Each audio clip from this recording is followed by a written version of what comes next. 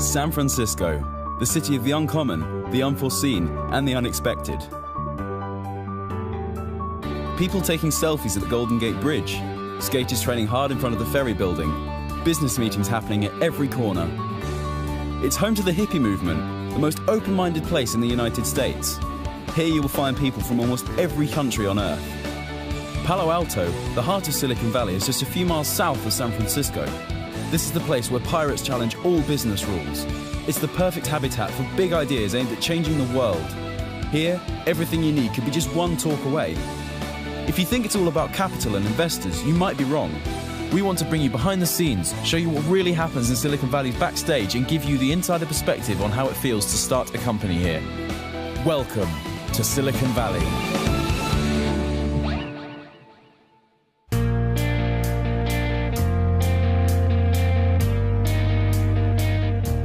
To discover how Silicon Valley really works, we interviewed a diverse group of people in the Bay Area. Founders who just started working their ideas, serial entrepreneurs, and investors. Near the Golden Gate Bridge, we met Jeremy, one of our friends who lives here. While heading to San Francisco for a city tour, he told us what he loves about his job. I've been teaching computer science this year, which has been a lot of fun. We've had the opportunity at my school to bring in some talent from industry. Like there's a guy from Salesforce and Yammer and Apple and Twitter who all come and actually co-teach a class with me. They come in a couple times a week and teach computer science to students who otherwise wouldn't have the opportunity in a public school. It's pretty cool to have top executives teaching you how to code in high school. Why are so many people flying over from everywhere in the world to build their company here? We stopped by Runway, a well-known incubator in town, to ask people like Justin, who moved here to create Birdie, an innovative smoke detector successfully funded on Indiegogo. It's amazing to be around other people who are going through the same things as you, to be in the same space where people are tackling the same type of issues as you on a day-to-day basis, and on the same level of crazy as you to be doing what you're doing. It makes life a lot easier. Right now it's 7 p.m. and I'm eating dinner out of a Carver Carson, which is totally awesome because everyone else is doing it here. It doesn't matter. There's a bit of a DNA in this place for people who audaciously risk-taking, just pioneering, looking at what the next big thing is. You can see an executive from Twitter walking outside next to a homeless person, and sometimes it's hard to tell who's the crazier one. A few desks away, we met Hon, who also relocated to San Francisco to build his startup. It's about March of last year, and I was in Houston at the time, and then we decided, you know what, if we're gonna swing for the fences and go all out, we wanna be where all the action is, and that's here in San Francisco. We moved here July of last year. I literally quit my corporate job, jumped on my motorcycle, packed my bags, and just rode out here. You know, back in Houston, I feel like there's maybe one startup event every month. Out here, there's like 3 startup events a day, right? There's so many great companies out here, so many great people, so many great mentors out here that, yeah, like I don't think our startup would be where it is if we hadn't been out here. There's so many of those serendipitous moments that have happened that have definitely given us a step up for our startup. 6 months ago, my co-founder and I went to a hackathon here in San Francisco. And you know, we just went to it for fun, and then it was thrown by Jason Calacanis, and then I just had a chance to meet some of his team members, and they said, hey Hon, you should check out our launch festival. You know, it's, you know, hundreds of companies apply every year, but they only pick 40 to present on stage. So I said, hey, why not? I applied for it, and a couple months later, we were literally on stage in front of thousands of people launching our product. So again, like that would have not have happened if we were anywhere else. This guy is pure energy. That's the right spirit to start a new company. We found the same grit and determination in other local entrepreneurs. But before we meet them, let's enjoy a breath of California. I'm on top of the world, now I'm living. And the good just gets better, keeps on giving. Not even close to the end, it's just beginning. Life is getting lighter while the days are getting brighter, yeah. And it's a good, I won't even worry anymore. Took all my cares, still can kick them all out the door. Go on and try, come and tell me what you're waiting for. Move and keep them going till your life is overflowing, yeah. I do a dance of victory. After this wonderful outing, we met Tony, another entrepreneur full of energy and determination. Tony is the co-founder and CEO of Hack Reactor, a new school teaching people how to program at a high level in just 3 months. You get so emotionally attached to what you're doing and who you're doing it with. Sometimes you end up here at 1 or 2 in the morning working with a student just because you want to make sure they get it, and you're going over something a 3rd or 4th time and they have that aha moment, but now it's 2 in the morning, both of you are exhausted. To be honest, I made the decision more than I would have liked to just crash at the office and pass out here and wake up, in the same clothes and go to the gym, take a shower at the gym, and come back and just teach again. I didn't go home and spend a night in my room for something like 3 months at one point. And none of the other founders were either. We were all just fully invested in working here, helping the students, and really living the experience of being around the people that we think we're having an impact on. It doesn't matter how hard it is to build your company, you have to be ready to do everything it takes to get there. This is the place for the crazy ones, those who believe so much in what they're doing that they will make it happen. If you think your idea is complex and too hard to do, you have to meet Nadir. I think the best place to make your ideas happen is Silicon Valley. So I came here November of last year, 2013, got funding to build rockets by myself. Wait, what? This guy's building rockets with 3D printed engines. So here we are. Please come in. Here we're building a test stand. A test stand is basically something that doesn't fly, but it will allow us to test the rocket engine with liquid oxygen and propane. Make sure that our engines work before we put them into the rocket itself. We're keeping that part empty so we can actually start putting the rocket on this side, and eventually this is going to be a transporter, erector, launcher for the actual rocket when the testing is done. While talking to him, we found that Nadir's interest in rockets started when he was 7, and now he's trying to send nanosatellites into orbit at low cost.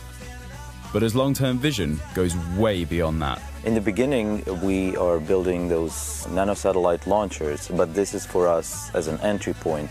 Obviously, we want to go larger. The next thing would be a space station for small nanosatellites, so anybody can dock, use our power, use our communications, and all they have to concentrate is conducting their experiment. The ultimate goal is actually a working base on the moon, because all kinds of experimentation that is not allowed on Earth will be allowed on moon, or at least nobody will stop you, such as nuclear rocket engines, which are really dirty and nobody will want them here.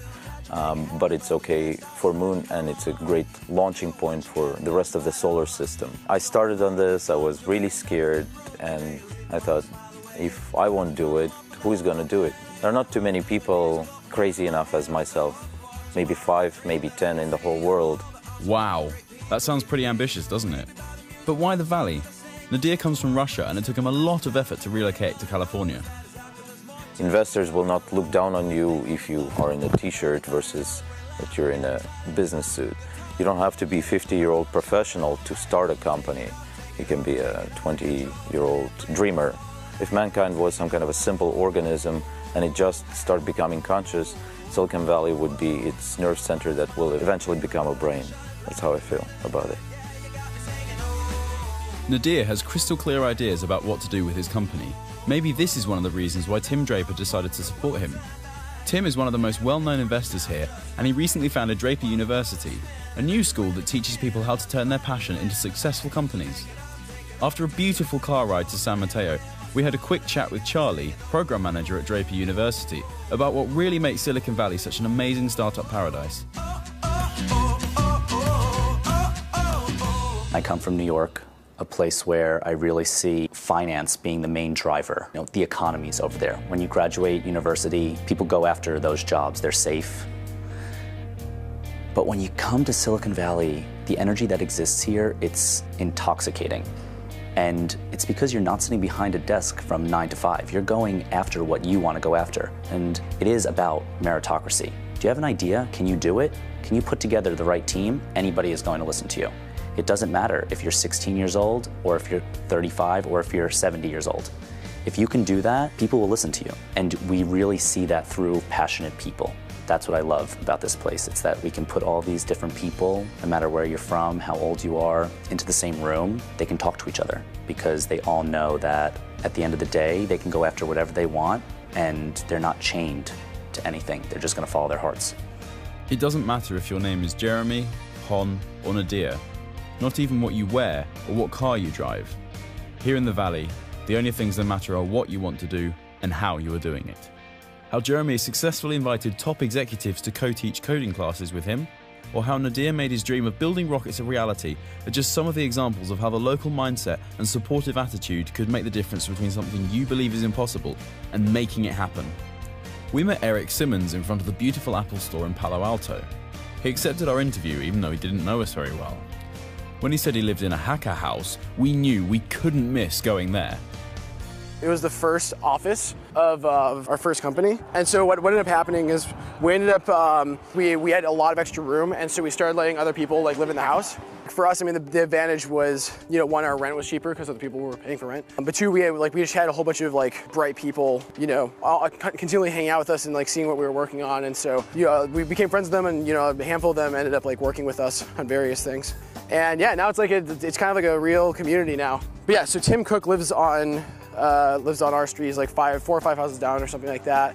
And so how we found out is one day we were coming home from getting lunch or something. Tim Cook was like getting out of his car, and I was like, we were like talking, and we were like, whoa, holy shit, that's Tim Cook. But one of the kids who was an intern at the time started like almost like stalking him and like waiting for him to like come out and like go get yogurt and stuff, so because he like wanted to shake his hand. And like Apple security came to our door and was like, yeah, like you guys need to stop like following Tim around. It was pretty funny. So this is our house, by the way. We weren't preparing for anyone to be here. So this is the front house. So we have a kitchen and we have a bathroom and all that sort of good stuff. And so down here we have the back house. So yeah, so this is the back house. This is where a handful of us work out of. So again, like a work environment here, whiteboard, all that good stuff. Yep, kitchen, rooms. You should get a shot of this. So we have a pretty sweet shower curtain. Teenage Mutant Ninja Turtles. This is our house. So this is like where a lot of people work out of and do startups and all that sort of stuff. Eric is a young entrepreneur who is well known to have slept in the AOL offices for a few months just to keep working on his company since he had no money left for rent. It was very much like a temporary solution that just became an extended temporary solution for like 3 months. Our company was just broke, and I wanted to keep working on our product. And that's so every morning I would go and like run or do some sort of workout, right? And then they have a shower there with free toothpaste and shaving cream and like it's like everything, right? And then they also have lockers that no one uses. And so I just took like 3 lockers and just had like t-shirts and shorts, long pants and socks, and then other, right? And I just like took all 3 lockers, and that's where I like kept my stuff. But I was like trying to like fly under the radar, Or at least a handful of people have told me that living out of AOL was like crazy, like in perhaps in a bad way, where like create huge risk, very little chance of reward, right? Which is very true. I think at the end of the day, right, it's it's entrepreneurship. It's about taking risks for things that perhaps seem illogical on the outside, but to the person, to the entrepreneur themselves, is logical, right? So like Snapchat just seems like the stupidest idea until you're actually using it. So definitely the acceptance of crazy ideas I think is interesting. From sleeping in the office to building his 3rd startup, Eric really knows how it feels to start a company here. Most of the people I meet here they genuinely want to help you. Like other entrepreneurs want to help other entrepreneurs. My friend Michael Carter, who originally kind of like taught me this mentality, the way he put it was, okay, I was like, dude, like thank you so much for like helping me, figure out how to like put together a seed round. Like, how can I like help you? And his response was, if my company goes under and your company is like $1 billion company, I would hope that I'd be your first hire, right? When my company went under. And that is, I think, indicative of this idea that the entrepreneurs win in numbers, right? So if you help out your entrepreneur friends, they'll help you out. And so at the end of the day, everyone's trying to help each other to win, because if one person wins, then whoever's connected to them can also win big, right? And I like from the little that I saw in Europe, I didn't see like a lot of that kind of camaraderie across the different companies. It seemed very, the companies seemed very desperate from each other, and when they would see each other, it wasn't like, oh, tell me how I can help. It was like, oh, cool, like, whatever. And I don't know if that's totally indicative of what the culture's like, but I definitely think it's, there's very few places in the world where I've ran into that kind of idea where it's like, let me help you, you help me, and I think that's really important. It seems Eric really knows what he's talking about. What we found incredible is how this 22-year-old already understood what it takes to start a company. I think in most cases, being like a good entrepreneur has more to do with endurance than sprinting, right? And so the people that I've met that do really well are the people that can just keep grinding away despite all the crazy, horrible stuff that happens at their companies and all the hard stuff that they go through. The hardest part is probably just like knowing that. The hardest part is just diving in, right? You know, it's like when you're on the edge of the dock, jumping into a cold lake. You know, a lot of people won't dive in if they know that they're gonna have to stay in it, you know, for a long period of time. But I think once you're in, it's, you know, it's the water, you know, you get acclimated to the water. We felt at home visiting Eric's hacker house. It's just a normal house where a few guys are building some new and cool things. Knowing this, Apple starting in a garage may be more routine than extraordinary. You don't need a fancy office to change the world. Starting a new company pushes you way beyond your comfort zone. Success isn't only based on your education or work experience, it's also wired to your emotional state and internal motivation. My name's Ramona Pearson. I'm the CEO for Declara. We're building a platform so people can build their inventions on top of our platform that would help people learn. When I was 22, I was hit by a drunk driver and woke up 18 months later from a coma and found myself a few years later at a senior citizens home because the hospital had given up on me and didn't think I would thrive. And I found myself being surrounded by over 100 senior citizens who had nothing better to do than focus on me and my rehabilitation. And so that's where really the initial concepts of personalization came from, where you know, you have this opportunity to have everybody assessing what your needs are and how important it is to have somebody involved in your life, being a mentor or expert to help you move forward. So if it wasn't for those senior citizens, I wouldn't be here today. And it's been really a motivation in how we think about the architecture of our platform. When you think of entrepreneurship, there's a sense of risk-taking that you have to be able to take, and we have to help young people have this intuition to be able to trust themselves and to be okay taking risks. Eric's risk-taking attitude, Ramona's internal drive and determination, those are some of the most common characteristics of the entrepreneurs we've met here. And the more we dive into the heart of Silicon Valley, the more we notice them.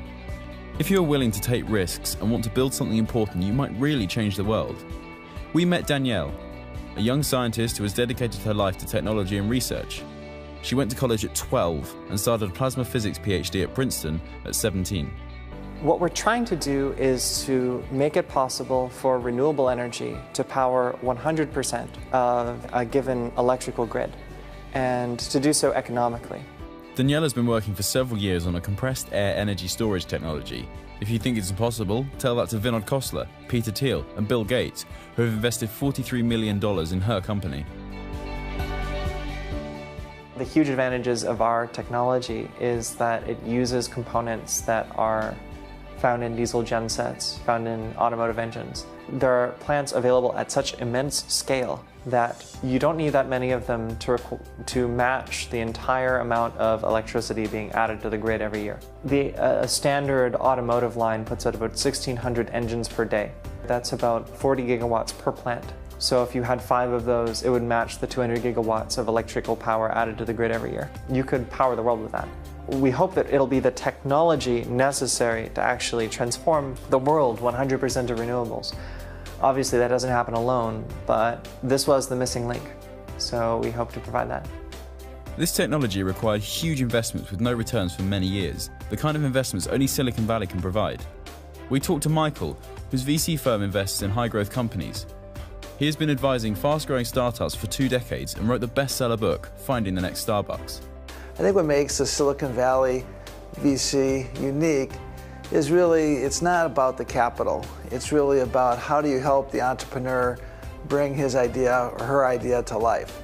And it's everything that goes along with that. So whether it's the network and relationships, or whether it's ideas, the VC's role here is to help that entrepreneur be successful. But why are people here investing in such risky technologies? Well, I think one of the key aspects that the venture capitalists in Silicon Valley promote is really the idea of risk-taking and the idea of it's okay to fail. A lot of places, people look at if a company that has to change its business plan or has to even close its business as being, the worst thing that ever happened. But I think what people have figured out here is that experience is all on the path of being successful. This is not an area that supports incremental type of ideas. It's not a place where we celebrate companies that have nice little niche businesses that make the handful of people happy. This is an area that is about, let's give you some gas for your tank, but you're going to put your foot on the pedal and you're going to go as fast as you can go. Not just entrepreneurs, but investors here are also willing to dive in. They jump out of the plane together, believing they can build a parachute on the way down. Silicon Valley really supports big ideas that can change the world and push humanity forward. It's important not to forget that all this technology, capital, and talent should be focused on solving the biggest challenges facing society today.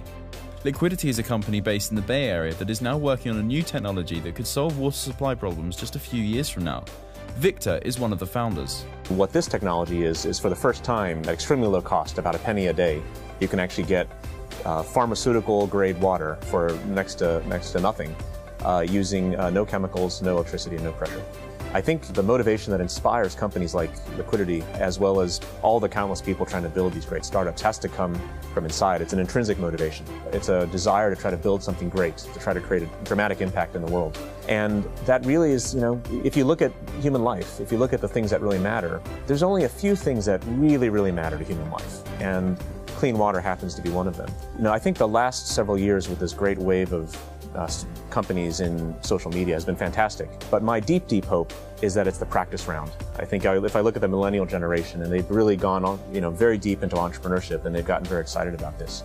But you look at the really big problems in the world, and my hope is that the last few years was a practice round for the really big stuff. You think about hunger, water, shelter, basic levels of reducing poverty around the world. I was in Hong Kong recently, and people asked a successful entrepreneur what he felt was the #1 obstacle to entrepreneurship in Hong Kong, because Hong Kong is a great economic capital, but not known as much for being an entrepreneurial capital.